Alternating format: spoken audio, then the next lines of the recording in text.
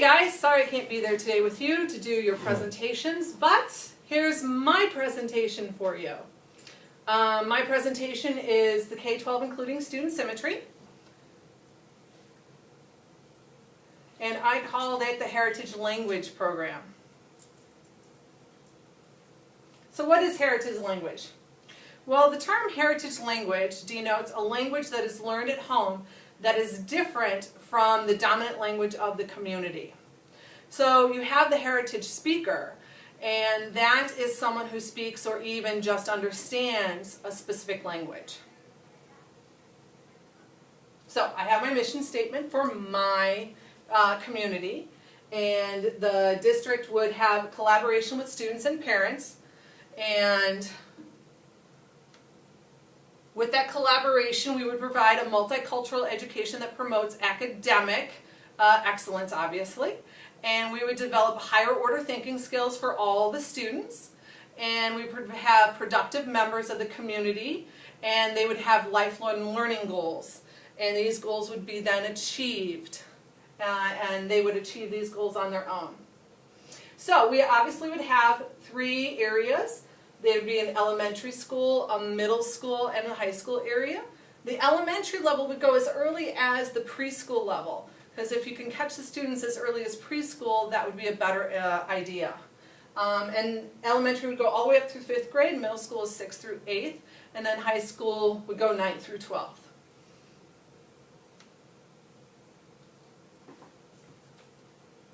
Now, I have broken down my progression starting at preschool through 2nd grade to include mainstreamed areas. Now the mainstreamed areas would allow the students to have activities such as art, computers and technology, and PE, but then they would be sheltered in ESL, and they would be in their first language. They would have all core areas. Then in 3rd and 4th, we would then start moving them out of their first language classes, and they would be in the ESL sheltered classes for math and science, but still be in the mainstreamed. And then when they start moving into the middle school and the late elementary area, they would be out in the mainstream for science and math, and then only have in their first language the language arts class. Then at the end of the middle school, we would then have them only have ESL sheltered and language sheltered, but now we would start introducing that heritage class so that they could have more culture brought into them. And then when they move into high school is obviously different and a little more complicated.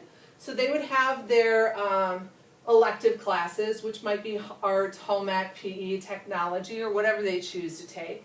And then they'd have their 2 cores. And then they'd have ESL sheltered for 2 cores. And again, they would continue to have that heritage core class. So what is the heritage class? It would promote self-esteem. In this heritage class, we would have a personal and cultural identity promotion. And we would prepare for individual and living and working in diverse cultural community. This would allow them to bridge the gap between the communication and the cultural aspects, not only for the generation that they live in, but the generation gap from their generation, but also future generations in the past and in the present.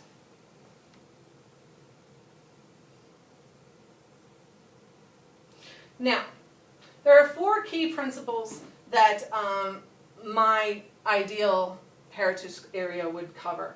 We would focus on core academics in the early beginning, because if you can get them in the core academic area in the beginning, it would allow a greater understanding in their basic understandings of their native language if you can get it before 5th grade.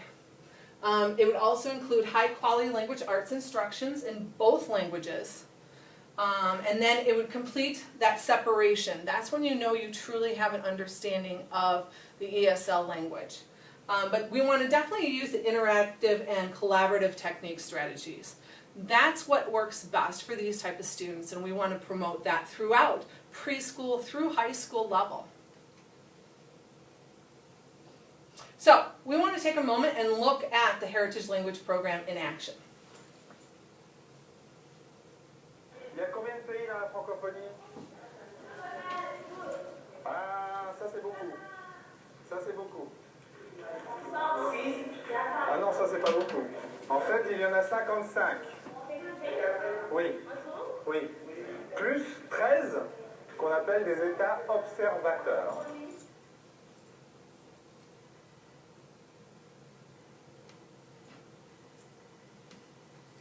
Now, the Heritage Language Program, that is an example of New York, where they have developed a program to help students who speak French, obviously, but it has slowly taken progression to include it in other languages that are necessary. But the key thing for it to be successful is to have data collection.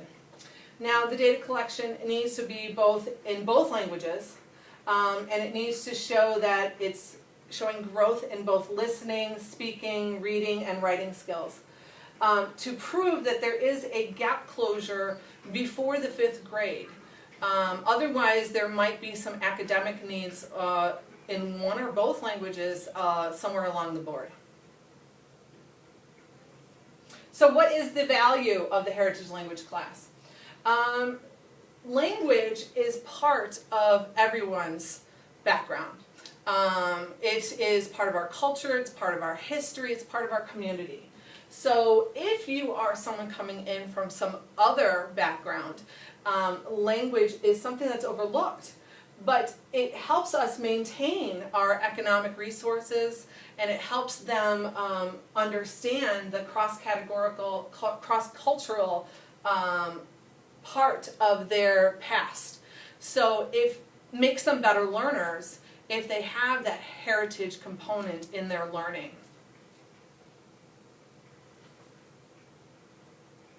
Some of them live in France, some of them live in Canada. They only speak French, so I need to practice my French so I can remember when they come to visit me so I can speak French with them. We purposely serve kids that other people might reject or want to reject.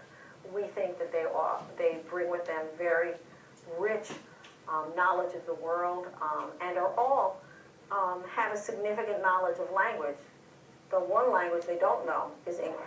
French is one of my native language too, so if one day when I go back to Haiti, I have to continue to speak French, you know, so on some of the office, anywhere, they speak French. Anyway, I like French. I love French. It's a beautiful language.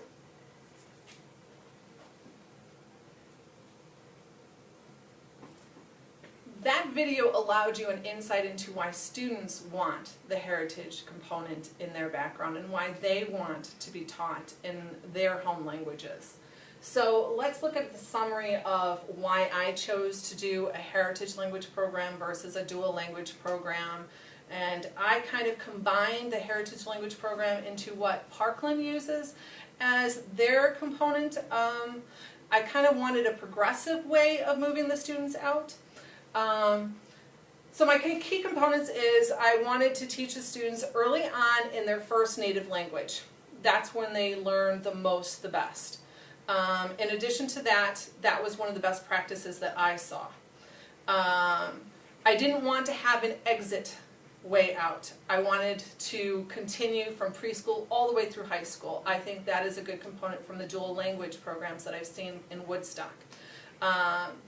I wanted to have ESL services included as part of the cultural environment, and then move on into the heritage component. In addition to that, I wanted to monitor the language for fluency and acquisition, because I think that way we can catch early if there is an educational or academic needed that needed to be met.